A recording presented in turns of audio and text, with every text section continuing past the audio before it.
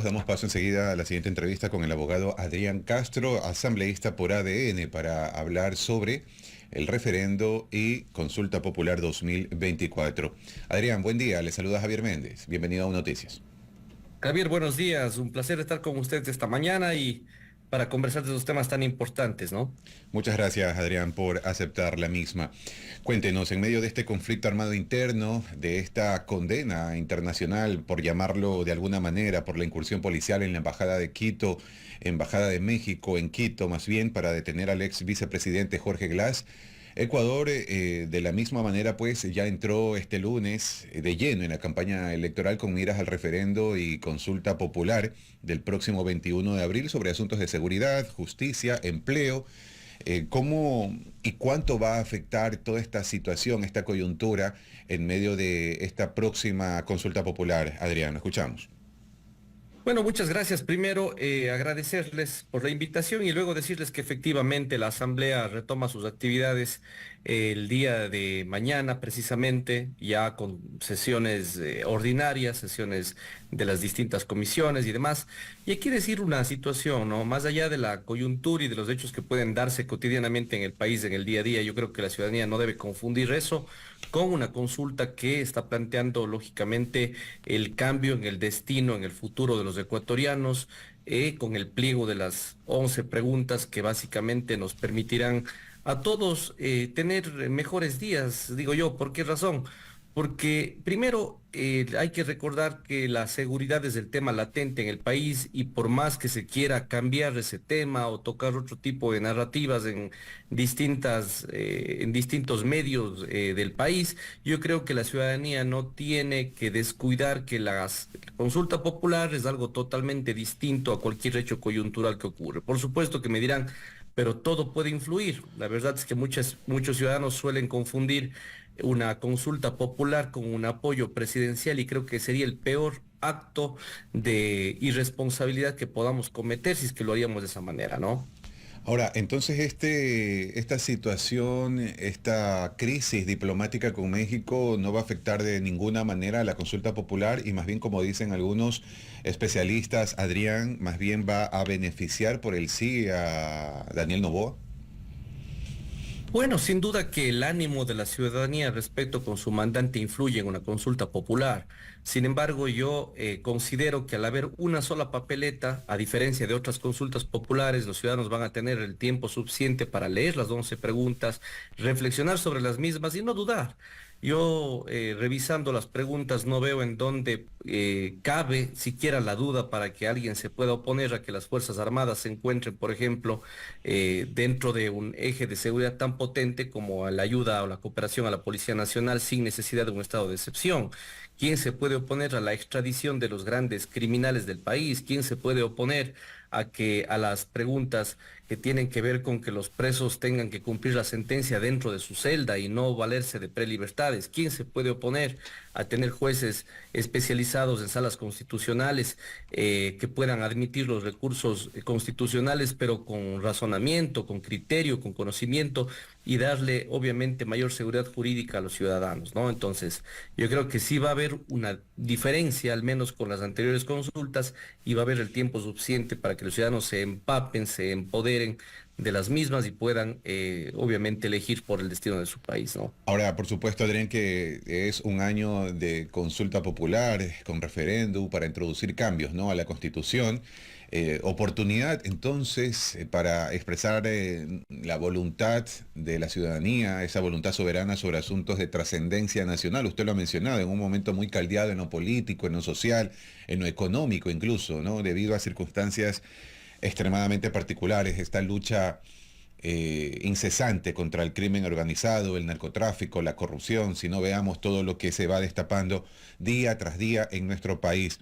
Pero hay quienes mencionan también que toda esta consulta popular y todos los millones de dólares que va a dejar como gasto se pudo haber gestionado desde la Asamblea Nacional. ¿Qué tan de cierto existe en eso, Adrián, para que la ciudadanía lo tenga absolutamente claro, ¿no? Más allá de lo que bien sabrá usted, falta todavía en el ecuatoriano esa conciencia y también cultura política y electoral. Bueno, primero hay que decir que ese discurso se cae por sí solo dentro de lo jurídico y le voy a explicar por qué razón. Sencillo, si usted revisa, hace 3 meses aproximadamente, esta Asamblea Nacional aprobó la reforma parcial al artículo 158 de la Constitución, que no es otra cosa que permitir que las Fuerzas Armadas salgan a las calles, salgan de los cuarteles, salgan a cuidar los recintos carcelarios, salgan a cuidarnos a los ecuatorianos en las fronteras y demás, sin necesidad de un estado de excepción. Y esa reforma parcial, de acuerdo con la ley, de acuerdo con la Constitución, requiere de consulta popular para ser ratificada. De tal manera que se cae el discurso por sí solo. Era obligación del Estado ecuatoriano convocar a consulta solo por esa pregunta. Así que yo creo que por ahí el discurso se cae, ¿no? Automáticamente. Y segundo, ni de lejos se puede tener o descuidar el hecho de que al pueblo no se le consulte los temas trascendentales. Yo creo que en este caso el gobierno hace bien en consultar a su gente, al pueblo que lo eligió, y no a los banqueros, no a los grupos económicos grandes, no a la gente que no tiene necesidades de este rato, sino al pueblo. Y creo que el mensaje que dé la gente a través de la consulta será también a su vez recibido por las diferentes instancias administrativas, gubernamentales, legislativas y judiciales para poder darle mejores días al país. No hay nada mejor que el criterio popular, que la voz popular, la voz soberana del mandante para poder enrumbar al país, y creo que lo ha hecho en buena manera. Pero el discurso de que no se necesitaba consulta es absolutamente absurdo, porque la ley es la que manda aquí, no es lo que diga una autoridad, un legislador, un funcionario, no, Serían. es lo que dice la ley. Yo le mencionaba esto de falta de cultura y conciencia política y electoral entre varios aspectos. Nosotros hemos hecho varias encuestas, ¿no?, a la ciudadanía, y hay quienes mencionan que este proceso electoral todavía está confuso, que las preguntas no están claras, que la gente está desubicada, que no sabe de las preguntas en concreto qué quieren decir. Es algo que se repite, ¿no? En todo caso, preocupa, ¿no? Yo creo que más saben de fútbol que de consulta popular la gente, lamentablemente, Adrián, ¿no? Pero en todo caso, si se aprueba esta reforma, en el caso del artículo 158 de la Constitución, la Asamblea tendrá 200 días para establecer el marco normativo en algo tan importante como interesante, ¿no?, para que los militares puedan realizar el trabajo complementario con la policía. Esto ¿cómo se está manejando desde la Asamblea, Adrián?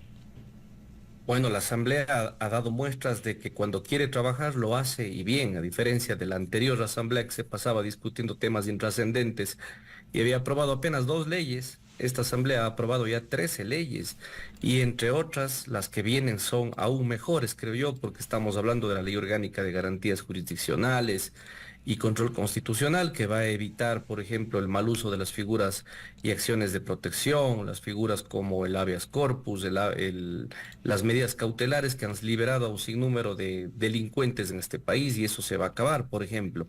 Pero por otro lado, las medidas del régimen transitorio de la consulta popular, que tienen que ser reformadas por parte de la Asamblea, y qué mejor si viene de la orden popular, la orden del pueblo.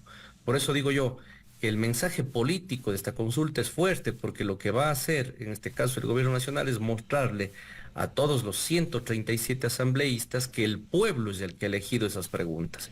Y ese mensaje evitaría que por ahí uno o dos asambleístas que se opongan a esto, o un bloque que se oponga a esto, no pueda hacerlo. Esa pretensión se caería por sí sola si detrás de una propuesta existe el voto popular por una consulta que se le está haciendo al pueblo soberano. De tal manera que hay que darle ese grado de importancia, y yo creo que el mensaje político va por ese lado, ¿no? Muy fuerte. Ahora, una de las estrategias de las organizaciones políticas, Adrián, y usted me dirá cuál es su lectura, ¿no? Organizaciones políticas que llegan a la presidencia sin mayoría en el legislativo es conseguir acuerdos con otros grupos políticos para garantizar los votos en la asamblea, para traducirlo en gobernabilidad. Pero en este sentido, ¿cómo es esto, no? La mayoría de acuerdos legislativos se pactan en la clandestinidad y dura poco tiempo. Bueno, Javier, los acuerdos mal llamados, o más bien dicho, llamados pactos, pero esa palabra tan echada a menos, ¿no es cierto?, en nuestro país por las diferentes situaciones que ocurrieron históricamente. Yo creo que los acuerdos son necesarios y sin duda que si es que en una hoja de ruta entendemos puntos comunes, como en este caso no puede ser de otro modo, la seguridad de los ecuatorianos, va a avanzar la cosa. Sin embargo, dentro de una coyuntura en donde estamos frente a dos procesos electorales seguidos, una consulta popular y una elección presidencial de asambleístas que se viene próximamente, las cosas pueden cambiar.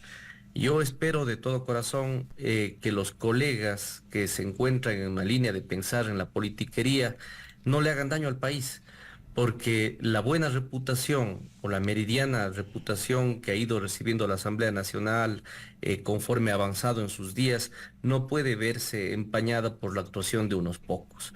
Así que yo soy de los que apelan a la mesa siempre del diálogo, a sentarnos a concertar sobre puntos y acuerdos comunes, Adrián, y en ese sentido evitar que pase lo que podría pasar en la nueva coyuntura que está ocurriendo ahora, ¿no? usted menciona, Adrián, que llama al diálogo, ¿no? En todo caso, vemos al ex presidente de la República, Rafael Correa, llamando a nivel internacional a sanciones por parte de distintos organismos en medio de este conflicto diplomático con México, ¿no? Además, usted también mencionaba que mañana ya se retoma las actividades en la Asamblea y entre eso el correísmo ya ha oficializado pedidos de juicio político contra Mónica Palencia y Gabriela Sommerfeld.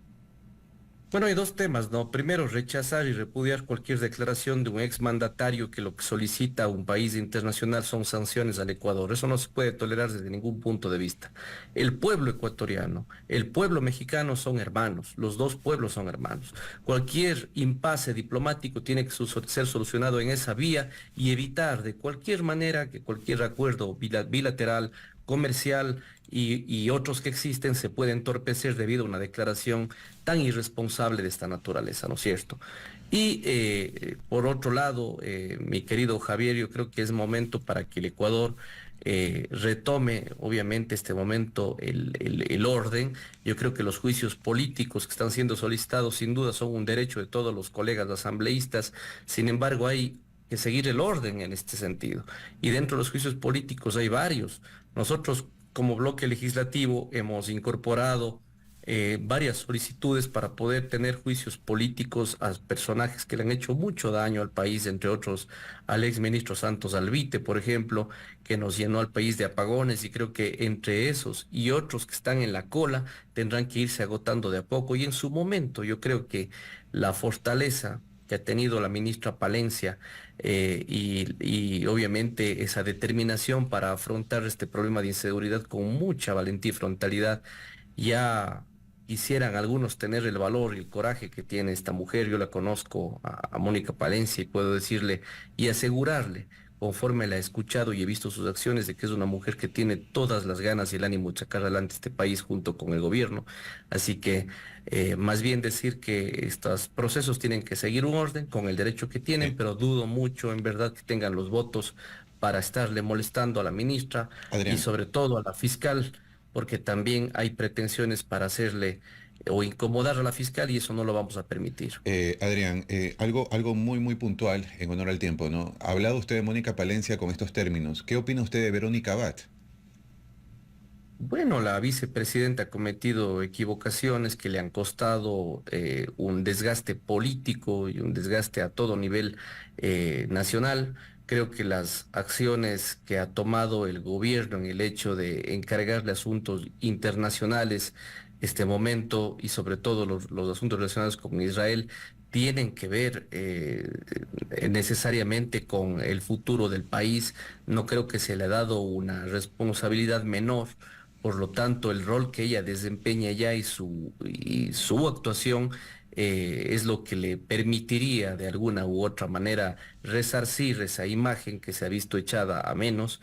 Sin embargo, las declaraciones que ha hecho a nivel internacional no se compadecen con lo que debería ser esa unidad que requiere el país. Ella ha Bien, dicho cosas relacionadas o que no tienen nada que ver con el gobierno, como los bien. casos relacionados a su hijo y otros temas que creo que no debían haberse mezclado para nada dentro de su rol político a nivel internacional. Bien, queda claro entonces, Adrián, cuál es su postura respecto a la vicepresidenta de la República, Verónica Abad. También muchas gracias por la entrevista. Da la invitación a una próxima ocasión. Muchas gracias, Javier. Un saludo a usted y a todos los amigos de UI Noticias. Adrián Castro, asambleísta por ADN, hablando, entre otros temas, pues, sobre la próxima consulta popular y referéndum 2024. 8 horas 37 minutos. Regresemos enseguida.